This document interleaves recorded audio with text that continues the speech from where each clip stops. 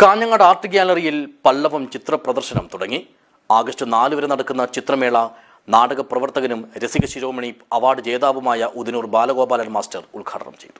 This news sponsored by ഉയർന്ന ഗുണനിലവാരം, തികഞ്ഞ വിശ്വസ്തത, ജനതാ പാൽ.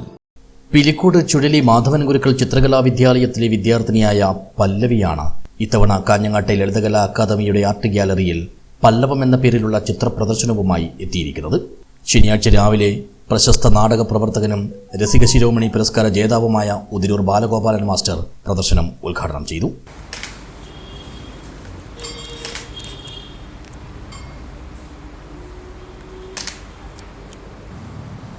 വളരെ ചെറിയ കുട്ടിയായിരിക്കുമ്പോൾ തന്നെ പല്ലവിയെ അറിയാം. അവളുടെ പ്രകടനങ്ങൾ അത് കലോത്സവ വേദികളിലായാലും അതുപോലെ ഇത്തരത്തിലുള്ള പ്രദർശനങ്ങളായാലും കാണാൻ വേണ്ടി ശ്രമിക്കാറുണ്ട്.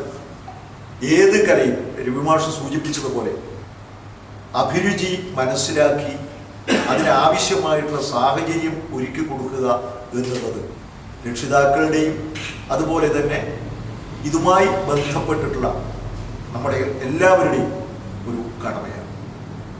അങ്ങനെ ഒരു പ്രോത്സാഹനം ഉണ്ടായാൽ മാത്രമേ ആ അഭിരുചി, ആ കഴിവ് വളർത്തി എടുക്കാൻ വേണ്ടി കുട്ടികൾക്ക് സാധിക്കുകയുള്ളൂ.